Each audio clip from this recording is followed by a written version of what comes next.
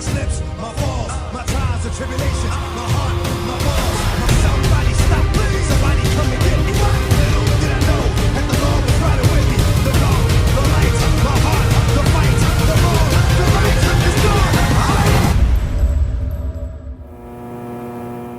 Welcome back, people, to another JVS movie review. This time we are bringing you Taika Waititi's latest possible big budget, not a really big budget, Fox Searchlight film, JoJo Rabbit, starring himself as Adolf Hitler, Scarlett Johansson, Roman Davis playing Scarlett Johansson's son. We have Thomasina McKenzie playing a Jewish girl that Scarlett Johansson hides in the movie.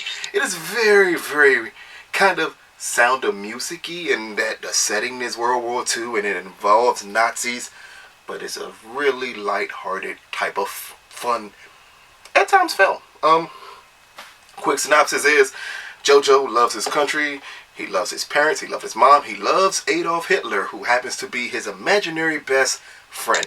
The movie then transitions to be about acceptance as JoJo tries his best to fit in with his fellow young Nazis and in the love of his country, and to push the agenda that Nazis are perfect, Jewish people are evil.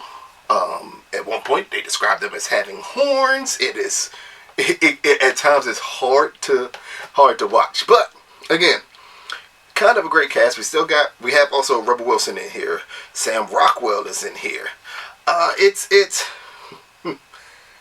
It's difficult to watch at times, but here's the key part with Taika Waititi. He's good at doing coming of age stories. JoJo Rabbit at its heart is a coming of age story about a young kid, 10-year-old, who has to discover that people are going to be different. You shouldn't hate them for their differences. It just so happens at the same time his best friend is Adolf Hitler in his head. And that's where the movie loses a lot of its momentum. But before we break into all of that, the technical stuff in the movie. The score, great. Kind of an 80s feel-good type of score. Very reminiscent of Thor Ragnarok, if you've seen that from Taika before. It's that upbeat, nice soundtrack to a dreary setting. That's what he does. I think he likes it at this point, so that's what we get out of here. The movie is shot very well. The performances are really well. The only issue with this movie is Taika himself, with his need to be Adolf Hitler. Like, that throws away a lot of the movie. He's not in the movie a lot as Adolf Hitler. He's not in the movie a lot at all. But whenever he's on screen as Adolf Hitler, it feels like a one-trick pony. It's like, ha, I'm Hitler and this is funny. And you should be laughing at things Hitler says. Like, it's...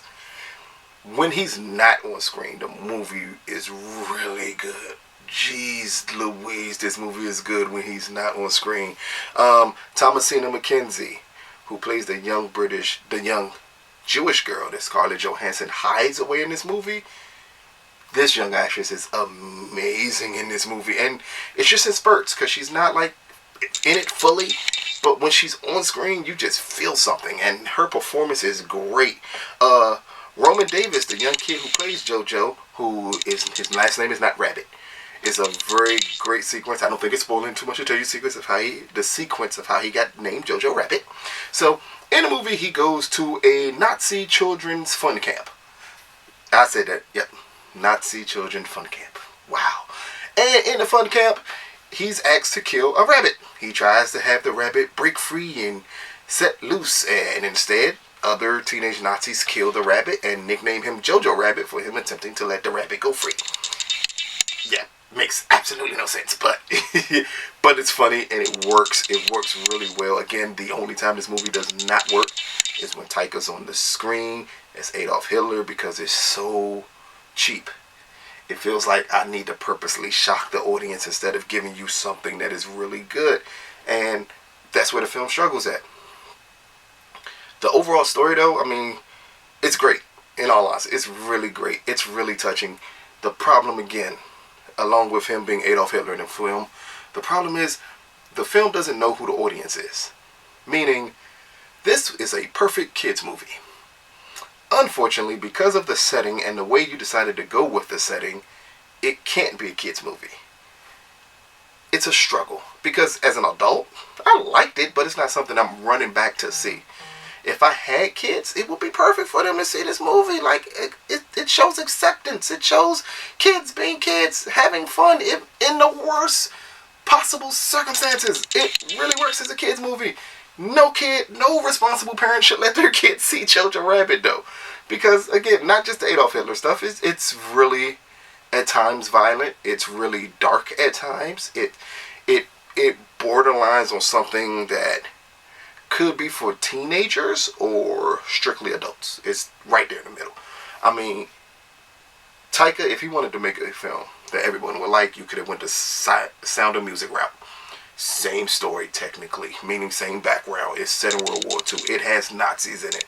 But Sound of Music is just, it really works. It's lighthearted. They sing, they dance, they do everything. They sing and dance in Jojo Rabbit, but boy, is it not working, especially again when he's on screen. If you could recut this film and take Taika Waititi completely out of it, you may have a great movie here. As long as he's in it, you have an average movie, and that's the problem. Stop feeling the need as a director to put yourself in everything. We see that with M. Night Shyamalan. It don't work all the time, and in this one, it really didn't work. I understand through all the marketing and the gimmicks of it, that's what we get. Jojo Rabbit talks Adolf Hitler. We get little to none of Scarlett Johansson in this film. She's completely wasted, but the kid actors are so great. Again, Roman Davis again, awesome. Thomasina McKenzie, awesome. Archie Yates, who plays JoJo's best friend. He's the scene stealer in this entire movie. That little chubby kid is so funny, and he has great timing. When them two are on screen together, the film just lights up. When it's Roman and Thomasina in the same scenes, it just lights up. It just gets dragged down by Taika Waititi and his need to be Adolf Hitler. But through all of it, it still strives to be a good movie. It's a kind of a good movie. Out of 4 stars, I would give it a 2.5 maybe. I kind of wanted to give it a 3 because of the performances from the kids in this movie. But then I remember you did a movie with great performances from children that other children can't see. So, 2.5 stars. This has been our review quickly without me spoiling anything. I didn't spoil anything. I don't think I did. I could spoil some stuff because I really, really wanted to, but I'm not going to. This is our review for Jojo Rabbit. This has been Team JVS. Peace, people.